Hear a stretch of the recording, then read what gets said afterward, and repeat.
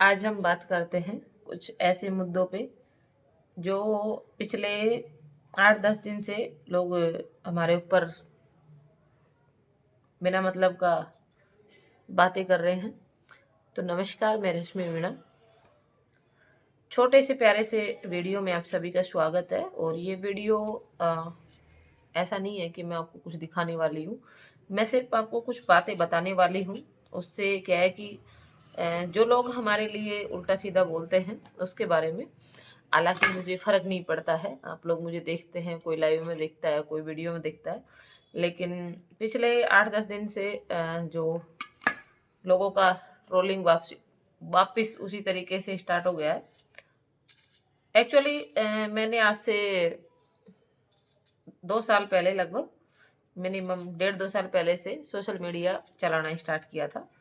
उससे पहले मैं कभी कभार फेसबुक मेरी उसमें थी फ़ोन में, लेकिन मैं इतना यूज़ में नहीं लेती थी और उसको प्राइवेट अकाउंट कर रखा था, पब्लिक नहीं था।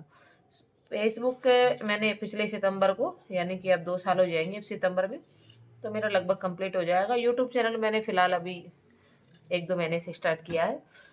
तो सोशल मीडिया पे मेरा ऐसा कोई पर्पज़ नहीं है कि मैं किसी की भावनाओं को ठेस पहुँचाऊँ, बिल्कुल भी नहीं है। और रही बात बोलने की, तो मैं आज से ही नहीं, जब से मैं समझदार हुई हूँ, जब से मैं एक अ, मतलब छोटा सा बच्चा थी तभी से लेके और आज तक बोलने का मिजाज मेरा ऐसा ही है। इसमें कोई फेरबदल नहीं है। रही बात, कुछ पॉइंट ऐसे होते हैं मेरे कि जिसको मैं मतलब इस तरीके से, कोई लोग ने, किसी आदमी ने मुझे कमेंट में गाली बोली, तो मैं भी उसको रिपीट करके गाली ही देती हूँ। किसी ने अगर मुझे कमेंट में बहुत अच्छा कमेंट किया और एकदम सही तरीके से लिखा, या कुछ उसके मत थे वो अच्छे से लिखे, तो मैं उसको उसी की भाषा में बहुत अच्छे से जी लगा के भी जवाब देती हूँ। मेरा ये शेड्यूल रहा है शुरू से कि मेरे से जो जैसा बोलता है मैं उसको वैसा ही जवाब देती हूँ। लोग कहते हैं कि फिर आप में और उनमें फ़र्क क्या रह गया? मुझे फ़र्क नहीं पड़ता है कि उनमें मेरे में क्या फ़र्क रह रहा है। लेकिन मैं ये मानती हूँ कि ना मैं किसी से आगे से गलत बोलती हूँ और ना मुझे सुनना पसंद है। चलते हुए आदमी से मैं कभी भी डंडोत नहीं करती हूँ, क्योंकि मुझे भी पता है कि उसकी पर्सनल लाइफ़ है, तो वो अपने हिसाब से जिएगा, मेरे हिसाब से नहीं जिएगा। तो इसी को लेके अभी आपने देखा होगा कि 8-10 दिन पहले, मात्र अभी तो 3-4 तारीख हुई है, आज शायद 4 तारीख हुई है, तो 29 तारीख को मंजीत जगरवाड़ के घर पे एक प्रोग्राम था और उसकी खुद की शादी का प्रोग्राम था और हमने अटेंड किया। अब भाई साहब, शादी में मंजीत के यहाँ से बुलावा आता है हमें, और मैंने 3 बार मंजीत से कंफर्म किया कि मंजीत देख लो भाई, कोई अगर दिक्कत हो तो हम नहीं आएंगे। हालाँकि कार्ड हमारे पास में बहुत आते हैं, निमंत्रण हमारे पास में बहुत आते हैं, लेकिन मैं क्या है कि एक्चुअली मैं जाना पसंद नहीं करती हूँ कहीं पे भी। क्यों नहीं करती हूँ? क्योंकि लोग बाग बिना मतलब की बातें करते हैं और फिर वो हमसे सहन शक्ति नहीं है इतनी, वो सहन भी नहीं होती है। निमंत्रण बहुत आते हैं हमारे पास में। मंजित ने बोला कि भाभी जी आपको शादी में ज़रूर आना पड़ेगा, आप चाहे कैसे भी करके आओ। तो भई हम शादी में चले गए। शादी बहुत अच्छी थी मंजीत की, इसमें कोई डाउट नहीं है। उसने बहुत अच्छे तरीके से वहाँ पे वो कर रखा था, व्यवस्था कर रखी थी। हमारा मान-सम्मान भी बहुत अच्छे से रखा। वहाँ पे आने वाले लोग भी सोशल मीडिया के ही इतने जानकार मिल गए कि जिसकी भी कोई सीमा नहीं थी, और बहुत अच्छे लोग थे वहाँ के भी। तो हुआ यूँ कि हम वहाँ से शादी करके लगभग उसके मांडा वाले प्रोग्राम में गए थे हम। हालाँकि उसकी बारात तो दूसरे दिन जानी थी, तो हम रात लगभग 1 डेढ़ बजे के समथिंग हम वहाँ से आ गए। और आते भी नहीं, क्योंकि मेरा मन बहुत था कि पूरी शादी में अटेंड करके जाऊँ, लेकिन मेरे पति की दूसरे दिन ड्यूटी थी और ड्यूटी जाना बहुत ज़्यादा ज़रूरी था, इस वजह से हम आ गए। अब साहब हम यहाँ पहुँचे नहीं, उससे पहले तो लोगों की पोस्ट डलना स्टार्ट हो गई कि वहाँ पे कोठावाड़ी फलाना-ढिकाना, वो तो वहाँ ये करने गई थी, वो यहाँ पे कुछ लोग जो अपने कंडोम होते हैं, उनकी भी फ़ोटो डाल डाल रहे हैं कि ये पर्दे के पीछे ये हो रहा था, वो टेंट वेंट लगता है इसके पीछे। तो कुछ लोग क्या बोल रहे हैं, कुछ लोग क्या बोल रहे हैं, और लोगों ने एकदम मतलब एकदम अति कर दी बोलने की। 1-2 आईडी हैं जो मैं बता दूँ आपको कि फ़ेसबुक पे अ, हैं जिनका प्रॉपर मैं नाम ही ले दूं आपको, एक तो गीता मीरा नाम से है, और एक दो और हैं। एक कोई प्रेम बाबूजी करके है, जिसका खुद का एक बैकग्राउंड है ना, बिल्कुल घटिया है। खुद किसी की लड़की को लेके भग जाता है, फिर उसके गहने भी ले जाता है, उसको बेच के खा जाता है, फिर उसको छोड़ देता है। बहुत सारी उसकी अपवाद भरी चीजें हैं, हमें सबकी हिस्ट्री पता है।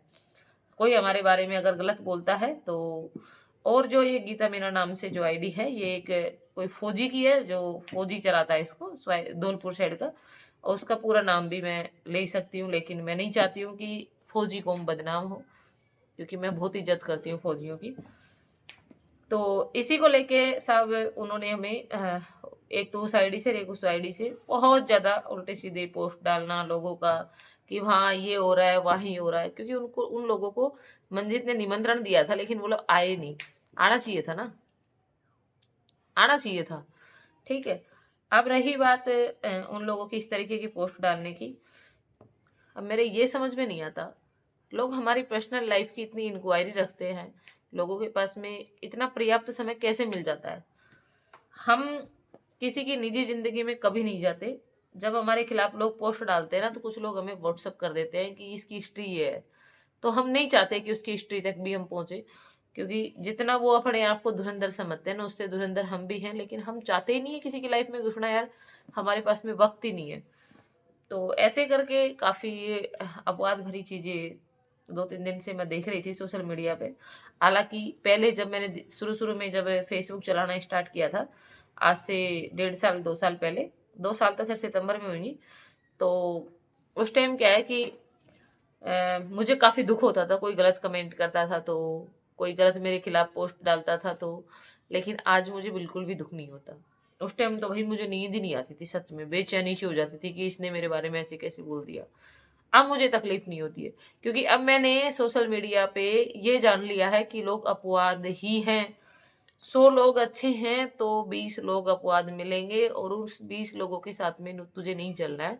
तुझे उन 100 लोगों की इज्जत करनी है, जो 100 लोग तुझे अच्छा मानते हैं।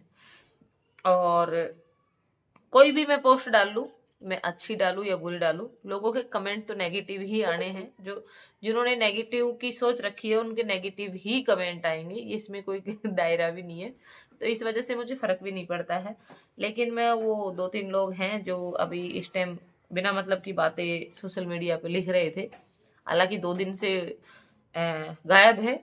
क्योंकि जब इनके ऊपर FIR होना स्टार्ट हो जाती है ना, तो ये कहीं मिलते ही नहीं है, कहीं दूर दूर तक ही नहीं मिलते हैं। तो ऐसा है कि इसी तरीके के कुछ अपवाद भरी चीजें हो रही है सोशल मीडिया पर, उन्हीं को लेके मैंने 1-2 पोस्ट डाली थी।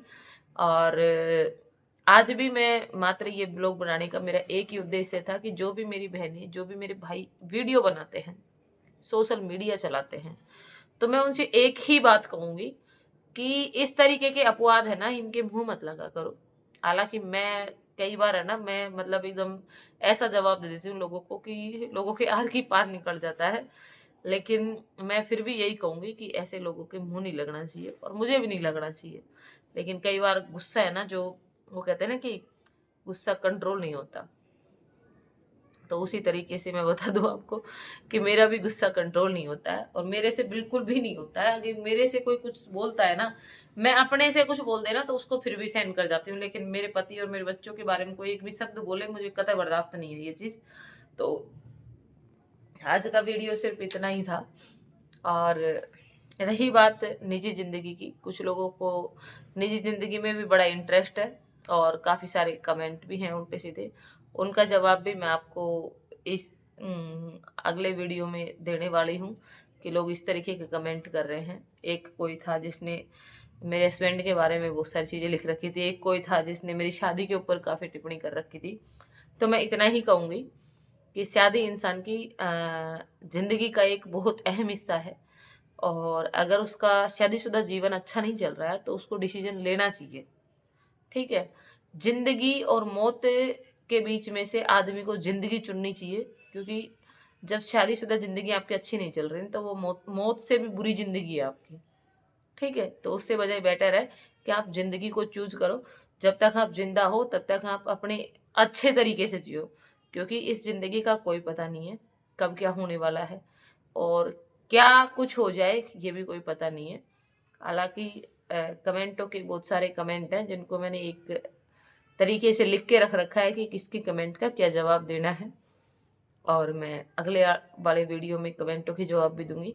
और सोशल मीडिया के जो भी मेरे भाई और बहन, जो भी मेरी, मुझे पता है कि मेरी यूट्यूब चैनल पे बहनें बहुत ज़्यादा हैं, तो उनसे मेरा एक ही रिक्वेस्ट है कि दीदी, बहुत सारे भाई और बहनों से, कि दीदी भैया आपको लोग बहुत परेशान करते हैं, लेकिन आपको उनकी परेशानियों में नहीं घुसना है बिल्कुल भी।